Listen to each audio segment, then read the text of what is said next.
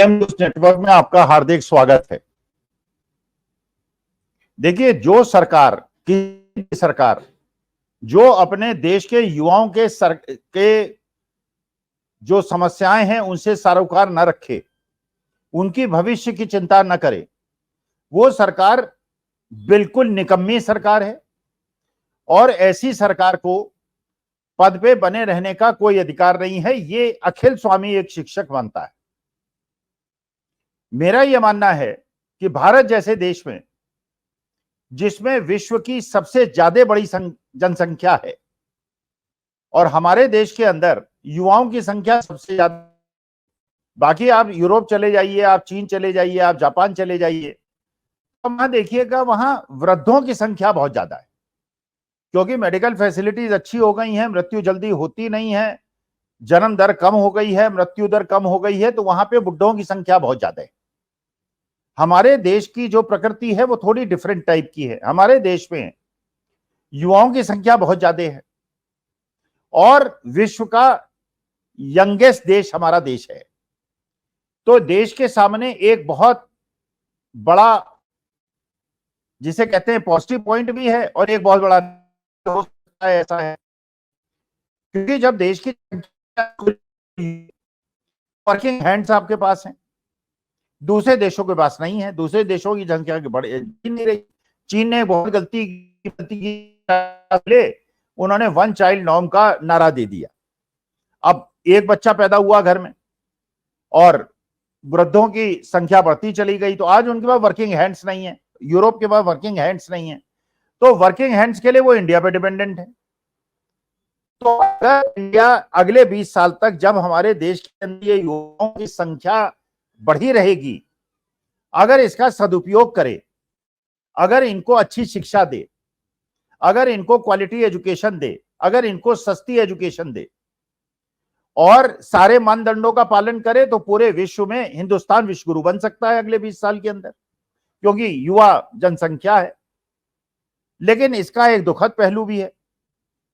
अगर इन युवाओं की एस्पिरेशंस को जगाकर, उनको पढ़ाकर, उनको अच्छी अच्छी यूनिवर्सिटी से इंजीनियरिंग, एमबीए और एमए और बीए कराकर अगर उनको नौकरी नहीं मिलेगी, तो ये बच्चे अवसाद में चले जाएंगे, ये बच्चे निराशा में चले जाएंगे। और क्योंकि इनके सपने जाग चुके होंगे, क्योंकि इनकी आकांक्षाएं जाग चुकी होंगी, इसलिए ये समाज के लिए फायदा पहुंचाने के बजाय नुकसान पहुंचाने की स्थिति में पैदा हो जाएंगे। ये अपने माँ बाप पर, जिन्होंने अपने जीवन की सारी संपत्ति, अपनी सारी पैसा इन बच्चों के भविष्य के लिए खर्च कर दिया है, माँ बाप को भी परेशानी होगी, बच्चों को भी परेशानी होगी, समाज को भी परेशानी होगी, देश को भी परेशानी होगी। अब हमारे देश में हो क्या रहा है, पिछले 10 साल से देश के अंदर क्या हो रहा है, आप देखिए, और आप देख रहे हैं, आपके सामने है। पहले नीट परीक्षा में यह स्पष्ट पता चला कि 24-25 लाख बच्चों के भविष्य के साथ किस प्रकार से खिलवाड़ किया गया। 2 महीने के लिए विंडो ओपन की गई, लोगों से एप्लीकेशन डलवाई गई, उनको विशेष सेंटर्स दिए गए, वहां पे पेपर लीक की पूरी व्यवस्था कराई गई। 40-40, 50-50 लाख में पेपर बिके। और ये मानी बात है, 40-50 लाख में जिन्होंने पेपर खरीदे वो गरीब घर के बच्चे तो रहे नहीं होंगे, वो तो अमीर घर के बच्चे रहे होंगे। तो जिन मार्क्स के बेसिस पर बच्चों को पिछले सालों में सरकारी मेडिकल कॉलेज मिला है, इस बार उनको प्राइवेट मेडिकल कॉलेज मिलने की संभावना बन गई। और एक प्राइवेट मेडिकल कॉलेज में एडमिशन लेने का मतलब है कम से कम 1 करोड़ रुपए का खर्चा, जो कि देश की 95% जनसंख्या खर्च कर नहीं सकती। तो एक इस प्रकार का षड्यंत्र, एक कॉर्पोरेट लॉबी में, कैपिटलिस्टों में, अमीरों में, राजनीतिज्ञों में और ये एग्जामिनेशन माफिया के बीच में, जिसके माध्यम से गरीबों को पढ़ने से रोक दिया जाए और नौकरी पाने से रोक दिया जाए, सरकारी स्कूलों को प्राइवेटाइज कर दिया जाए। अब सरकारी स्कूल अगर प्राइवेटाइज हो जाएंगे, भाई हम लोग अपने जीवन में कुछ कर पाए, पढ़ पाए, मध्यम वर्ग के होने के बावजूद तो इस वजह से कर पाए कि वो जमाने में सरकारी स्कूल में पढ़े, सरकारी इंस्टीट्यूशंस में पढ़े, सस्ती शिक्षा थी, सस्ते हॉस्टल थे, सस्ता खाना था, पढ़ लिख के आगे बढ़ गए। लेकिन आज के तारीख में जो सरकारी व्यवस्थाएं हैं उनको उनका निजीकरण हो रहा है, फीस बढ़ रही है। फीस बढ़ रही है तो केवल अमीर बच्चे पढ़ पा रहे हैं, गरीब बच्चे पढ़ नहीं पा रहे हैं। और अगर अमीर बच्चा बहुत ज्यादा मेहनत करके, उसके माँ बाप मेहनत करके पेट काट के अगर अपने को बच्चे को पढ़ा देते हैं और नीट का एग्जाम देते हैं या यूजीसी नेट का एग्जाम देते हैं या कांस्टेबल भर्ती का एग्जाम देते हैं, तो पेपर लीक हो जाता है और उनके भविष्य के साथ खिलवाड़ हो जाता है। तो क्या भारत जैसा देश इसको कर सकता है? के साथ इस प्रकार का व्यवहार और इस प्रकार का दुर्व्यवहार अफोर्ड कर सकता है? क्या देश की सत्ता को, जो कहती है कि हिंदुस्तान को हमने विश्वगुरु बना दिया, क्या विश्वगुरु की ये कैरेक्टरिस्टिक्स है, ये विशिष्टताएं हैं कि उसके यहां एक भी एग्जामिनेशन क्लियर कट ना हो पाए, सारे एग्जामिनेशन लीक हो जाएं, सारे एग्जामिनेशन को बेच दिया जाए और जो माफिया है उसको खरीद ले और उसके बाद 40-40 लाख रुपए में उसको अमीर बच्चों को बेचे? एजुकेशन के क्षेत्र में आप देखिए प्राइवेट यूनिवर्सिटीज बन गई, 15-15, 20-20 लाख की fees, central air conditioned buildings, 5 star hotel देखने का आपको उसमें स्वभाव है। हॉस्पिटल जाइए तो सारे हॉस्पिटल जो हैं ज्यादातर प्राइवेटाइज हो गए। छोटी सी बीमारी के लिए जाइए तो 20-25 हजार रुपए आपके खर्च हो जाए। पहले सरकारी हॉस्पिटल में 1 रुपए की पर्ची पे इलाज हो जाया करता था। बने गरीबों को कोई अधिकार मत दो, अमीरों को केवल अधिकार दो और मध्यम वर्ग को और गरीब वर्ग को 5 किलो अनाज पे केवल निर्भर कर दो। तो जिस प्रकार से ये नीट की परीक्षा में और उनके डायरेक्टर साहब आके प्रेस कॉन्फ्रेंस कर रहे हैं और ट्रांसपेरेंसी की बात कर रहे हैं, और जबकि सारी चीजें सामने खुली हुई हैं जो रोज बताई जा रही हैं, बच्चे सड़कों पे जूझ रहे हैं, 45 डिग्री टेम्परेचर पे जूझ रहे हैं, बच्चों को पुलिस वाले घसीट रहे हैं, और जो पुलिस वाले घसीट रहे हैं उनके भी घर में बच्चे होंगे, उनका भी भविष्य होगा, उनको भी दिख रहा होगा कि बच्चे को हम घसीट के ले जा रहे हैं और थाने ले जा रहे हैं और गाड़ियों में ठूस रहे हैं। इन बच्चों की समस्याएं जो है वो जेन्युइन है, क्योंकि हम लोग जानते हैं कि हम लोगों ने अपने बच्चों को कैसे पढ़ाया है और हम ये भी जानते हैं कि हमारे माँ बाप ने हमको कैसे पढ़ाया है।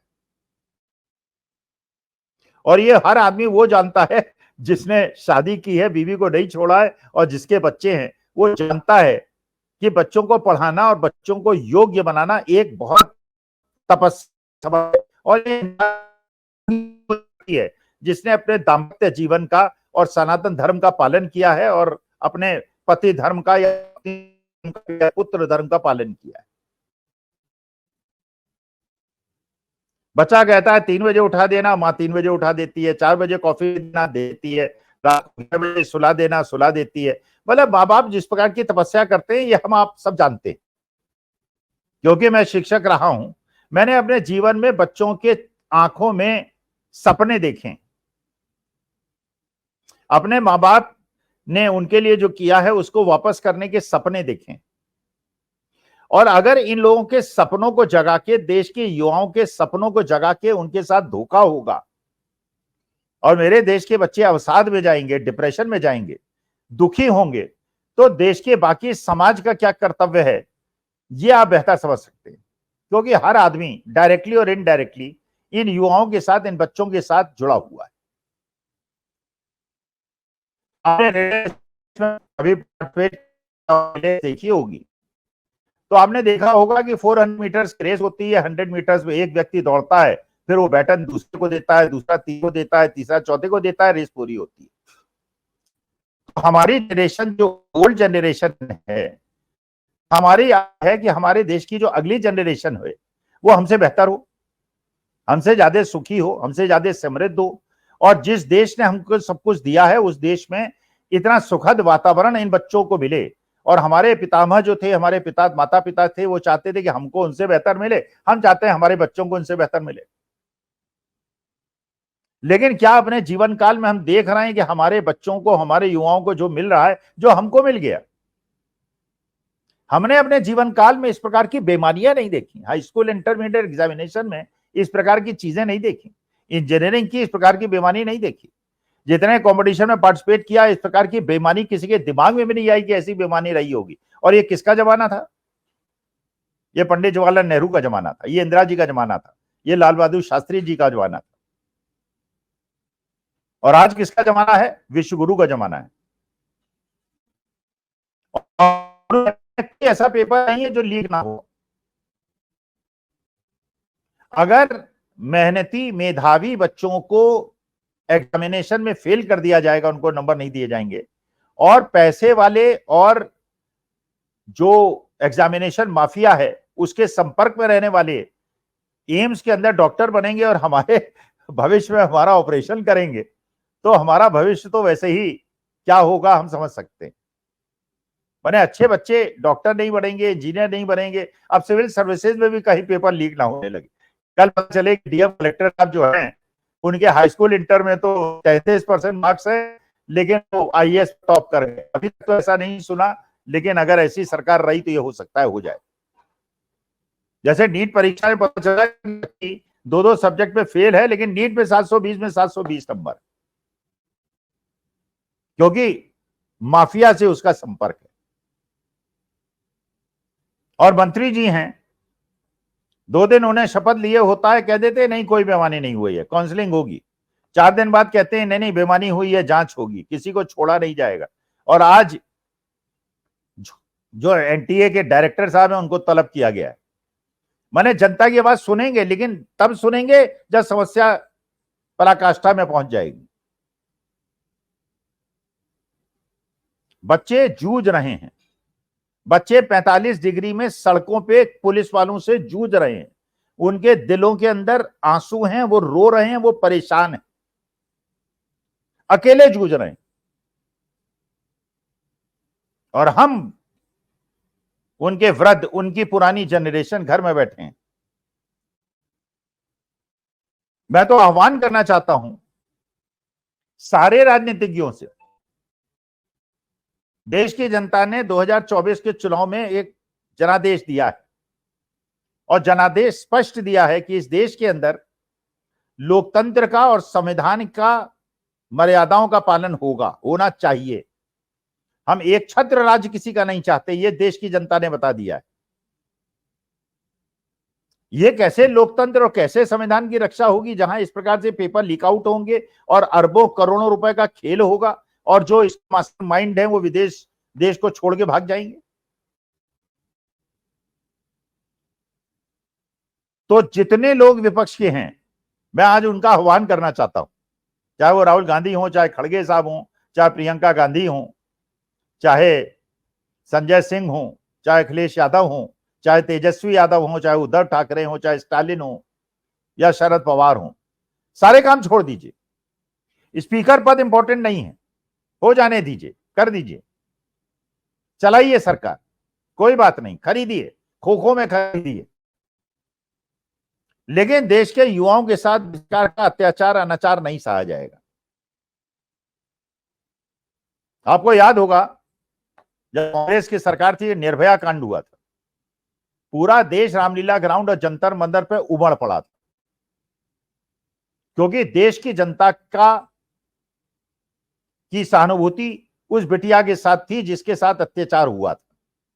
पूरा देश उतर गया था सड़कों पे, मोमबत्तियां ही मोमबत्तियां आपको दिखाई पड़ती थी। देश को उसी प्रकार के एक शांतिपूर्वक अहिंसात्मक गांधी के सिद्धांतों पे चलने वाले एक मूक प्रदर्शन और आंदोलन की आवश्यकता है। और जिन विपक्षी दलों को 234 सीटें दी हैं और बीजेपी को 240 सीटें दी हैं और बाकी 50-60 सीटें ऐसी दी हैं जो इधर भी जा सकते हैं उधर भी जा सकते हैं, उन पे भी यह दबाव बनना चाहिए कि इस प्रकार अगर देश के युवाओं के साथ अत्याचार अन्याय करने वाले और उस पर चुप बैठने वाले सरकार पे रहते हैं और अगर आप उनका समर्थन करते हैं तो आपका भविष्य भी ये देश की जनता सहन नहीं करेगी।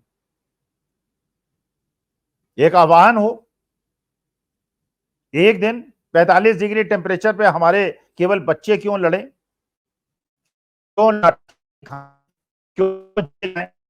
पूरे हिंदुस्तान की जनता, उनके माता हम जैसे लोग जिनके बच्चे तो हो गए हैं, लेकिन अपने देश के युवाओं के साथ देश के प्रति हमारा है, अपने बच्चों के लिए सॉलिडेरिटी दिखाने के लिए, उनके साथ खड़े होने के लिए, इनको एहसास दिलाने के लिए आप नहीं, हम सब आपके साथ हैं, हम बुढ़े भी आपके साथ हैं। और पुलिस वालों से भी हम निवेदन करेंगे, शांतिपूर्वक आंदोलन हमको करने दें।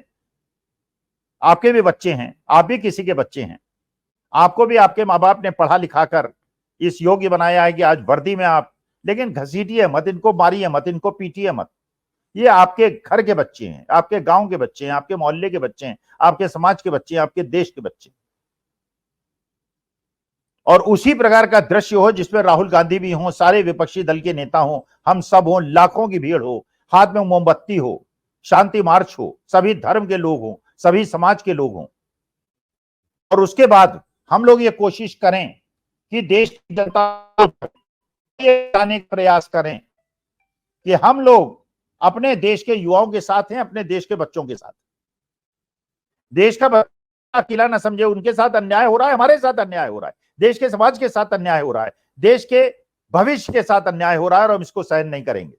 ऐसी निकम्मी सरकार जो एग्जामिनेशन नहीं करा सकती है, उसको रहने का कोई अधिकार नहीं। अगर एग्जामिनेशन कंडक्ट करा सकते, रिजाइन कर दीजिए, छोड़ दीजिए, लेकिन बेशर्मी से सरकार में मत बने रहिए। आइए,